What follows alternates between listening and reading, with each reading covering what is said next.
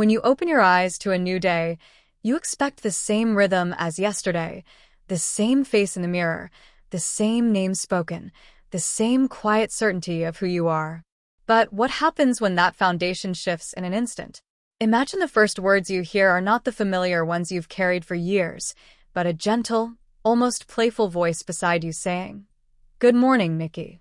For a second you wonder if you misheard, but the smile in her eyes leaves no doubt.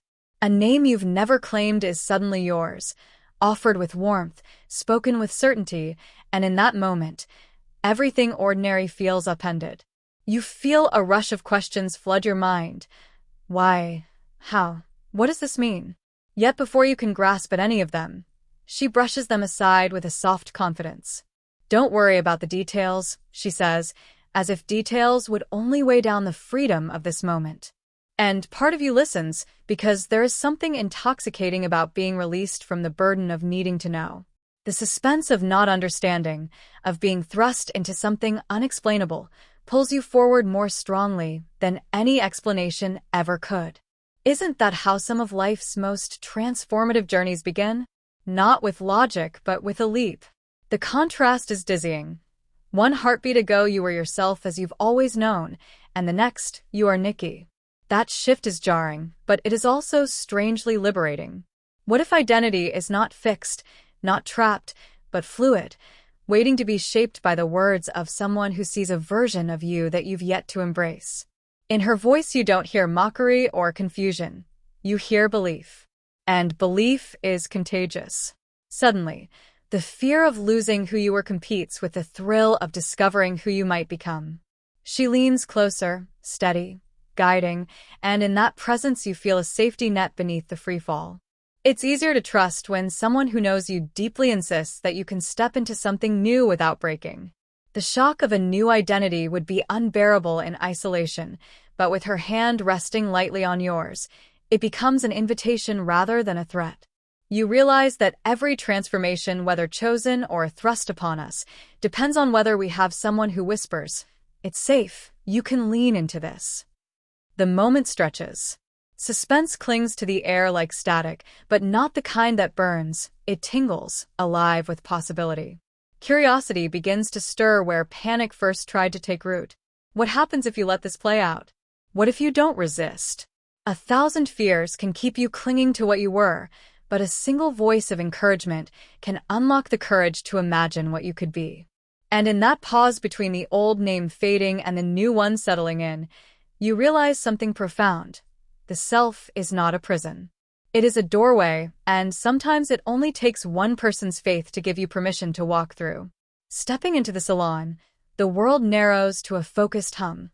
A bell, hair dryers, a faint citrus scent that promises ritual. She takes my hand with the steadiness of someone who knows this path, and the stylists respond with quiet authority that eases the small panic in my chest. They move like people who read faces, no judgment, only attention to shape, light, and what could be. Have you ever been in a room where everyone's confidence makes you braver by association? That was the gift of that morning. The shampoo chair becomes a brief sanctuary. Warm water crowns my scalp and a rhythmic massage releases a tension I hadn't noticed I was holding. The combination of scent and touch feels both practical and ceremonial. Shampoo improves circulation while the pressure between fingers uncovers a permission to let go.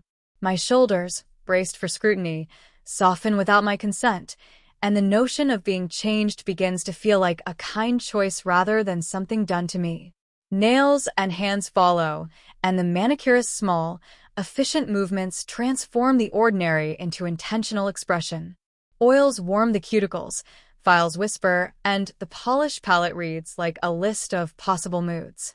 Do I choose a muted rose that invites conversation, or a saturated shade that commands attention? She listens, my wife, with the patience of a coach, offering colors that reflect how she sees me and how she imagines the world might respond. Picking a color becomes less vanity and more alignment, a tiny outward sentence that supports an inward claim. Makeup arrives as a finishing lesson in framing. Brushes glide across cheekbones, concealer erases tired shadows, and a soft lip color draws a new edge to the mouth. The stylist talks through each step, not to lecture but to demystify, turning technique into shared language.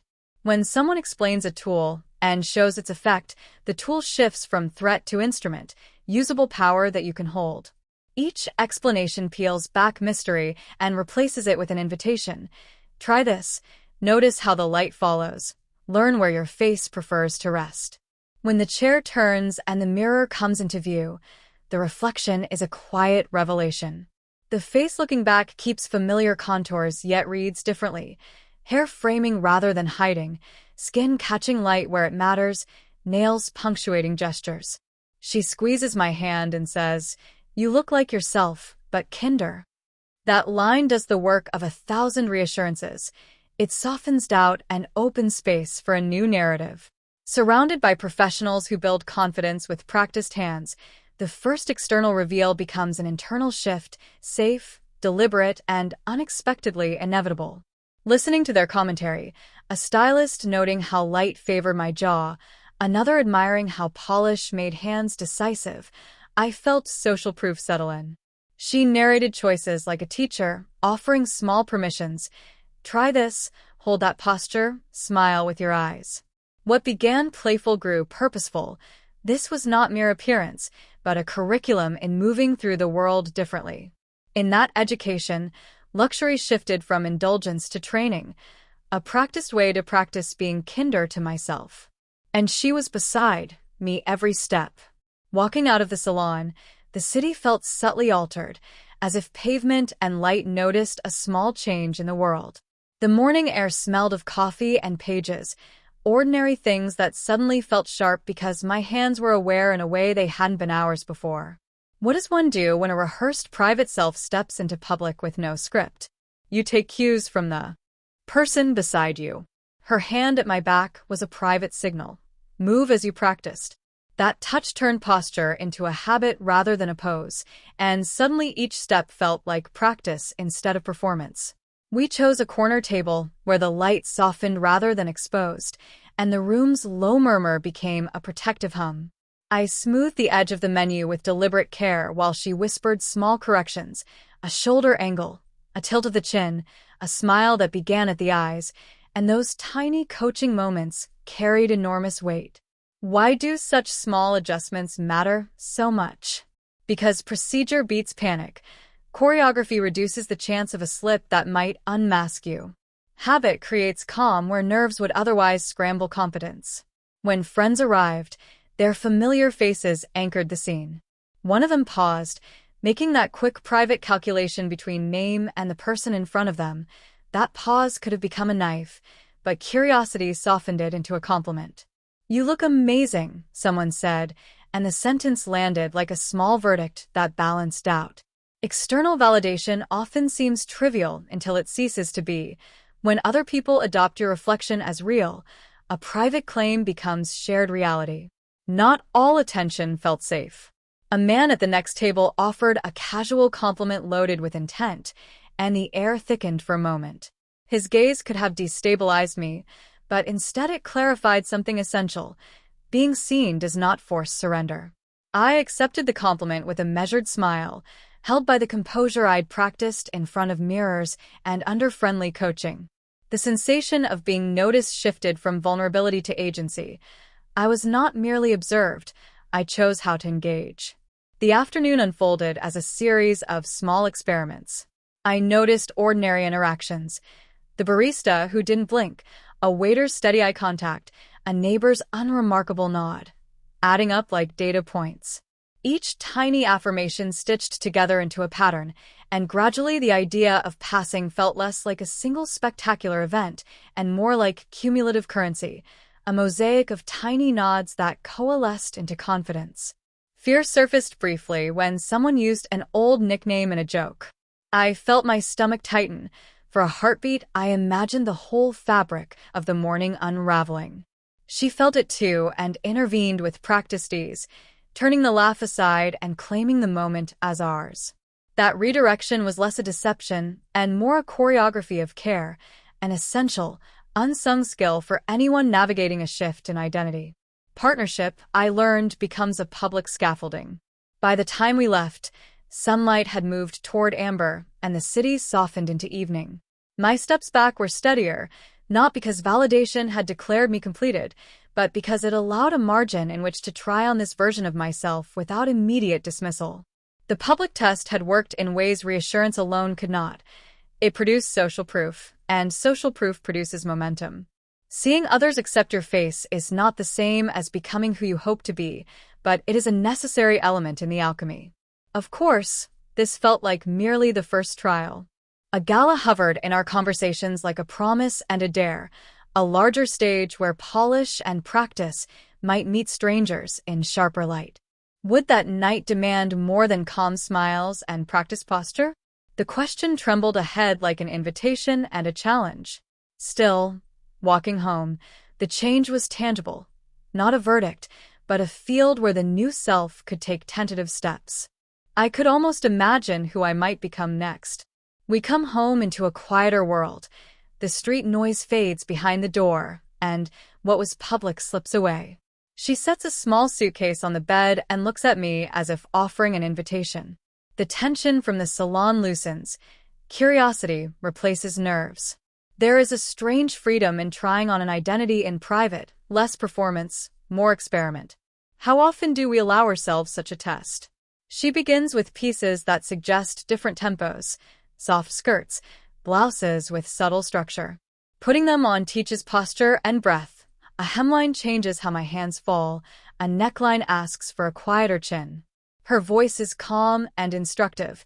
Tilt your head, breathe into your shoulders, small directions that feel like permissions rather than commands. Those tiny cues convert awkwardness into skill, and skill narrows the gap between fear and what feels possible. Play follows, pleats and ribbons that wink at character, without forcing caricature. We laugh at the first awkward attempts, and laughter dissolves shame quicker than any pep talk. Her corrections are a touch, a word, an honest cheer. Because the audience is loving, experimentation feels safe. In that space, I find a willingness to exaggerate and test edges, noticing which gestures feel borrowed and which begin to belong. Finally, she offers a gown, a slow piece that demands deliberate movement. Sliding into it is an exercise in presence. The zipper closes under her careful hands, and the fabric settles.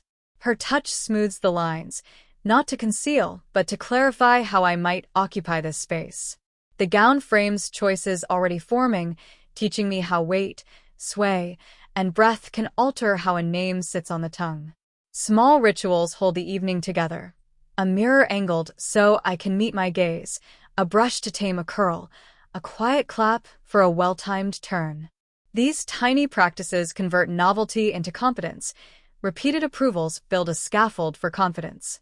What felt foreign in the salon begins to align with what feels possible in private, and wish fulfillment takes on the contours of craft rather than fantasy. What surprised me most was how partnership became scaffolding rather than spectacle. Her presence was a steadying economy of gestures, an offered hand, an unhurried correction, a cheer that landed like permission. It taught me that identity can be practiced in the safe margins before it meets public light. Each outfit was a short curriculum. Posture, voice, movement, a set of small decisions that added up. That accumulation felt like craftsmanship. Becoming someone new was less a lightning strike than a deliberate assembly of habits. There was also a delicious element of wish fulfillment. To be seen adapting and adored, to try on a possibility without the pressure of proving it. The open question, what next, hung in the room as both a dare and an invitation, promising more growth and a larger stage. I felt ready to keep practicing, step by loving step. The morning after held a different weight. Gone was the initial shock of being called by a new name. Gone was the novelty of a salon chair and careful stylists. What remained was the quiet realization that a single day had shifted the horizon of what felt possible, and the next step would not be about spectacle, but about repetition. That is how real confidence grows, through practice, through small tasks repeated until they feel natural, until the body no longer hesitates. She understood this, and her gentle authority made the unfamiliar seem less like a burden and more like a craft waiting to be learned. We began with shopping, which sounds ordinary until you realize how much identity is tested under fluorescent lights and mirrored walls. Racks of fabrics stretched like unspoken questions. Who are you today? Who might you become tomorrow? Trying on shoes became its own initiation. Heels were not just footwear, they were a lesson in pace and posture. Each step was a negotiation between balance and poise, wobble and recovery. She didn't laugh at my stumbles. Instead, she celebrated each adjustment as progress, a reminder that the body can be trained to carry itself differently. Have you noticed how quickly confidence grows when mistakes are reframed as milestones? Later came the quiet intimacy of practicing makeup together at home. Brushes felt clumsy in my hands at first, the motions awkward and heavy. She stood behind me, guiding with light touches, correcting angles, demonstrating how less could say more. The mirror reflected not perfection but possibility. Each attempt brought a little more precision, a little less fear. Skill building of this kind does more than decorate a face. It teaches patience, focus, and self-trust. That was the hidden gift. Realizing that identity isn't something you simply wear, it's something you construct with your own effort, one steady stroke at a time. The most challenging lesson arrived with the corset. To lace into one was to confront both limits and strength. The tightening was foreign, almost suffocating at first, until I understood that restriction could create new posture, new presence. She framed it not as punishment but as structure, a tool that demanded awareness of breath and body. In that constraint, paradoxically, I found a strange empowerment. How often do we discover that discipline, even discomfort, can lead to elegance? The lesson was not about enduring pain but about understanding form, about aligning inside and out until both moved with intention. Each of these experiences, shopping, shoes, makeup, corsetry, was a thread in the fabric of confidence. What yesterday felt impossible became today's practice, and practice reshaped fear into familiarity. She never allowed me to rush past these steps. Her authority was gentle but firm. Learn properly now, and tomorrow will be easier. That constancy turned the day into a ladder, each rung leading upward, each task preparing me for something larger than the moment itself. There was always the suggestion of more to come, a bigger test waiting beyond the safety of these walls, and that anticipation created momentum. Confidence did not arrive fully formed. It was assembled piece by piece, reinforced by guidance, and carried forward by the growing hunger to see how far this new self could go. That evening, after the small rituals and quiet assurances, she sits me down and unfolds something like a map. "There's a gala," she says, and the words reshape the room. Chandeliers, hush of conversation, strangers in tuxes and gowns, and me stepping into that light as Nikki. The announcement is both promise and reckoning. Private experiments teach you how to move. Public stages ask you to move without hesitation. Why does that matter? Because a gala demands poise when you cannot practice in private. It asks for steadiness under an unfamiliar kind of attention. Her tone is steady, not commanding. She frames the gala as celebration, not a gauntlet, and that changes everything. Preparation becomes care rather than a test.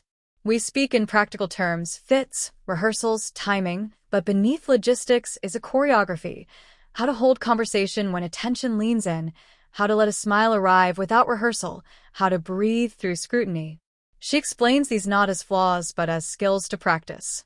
Each skill narrows the space where panic might live and widens the margin where grace can grow. There is tenderness in her insistence. She could have framed the event as proof that change worked. Instead, she speaks of entering a room together, the possibility of shared discovery. That softens the edge.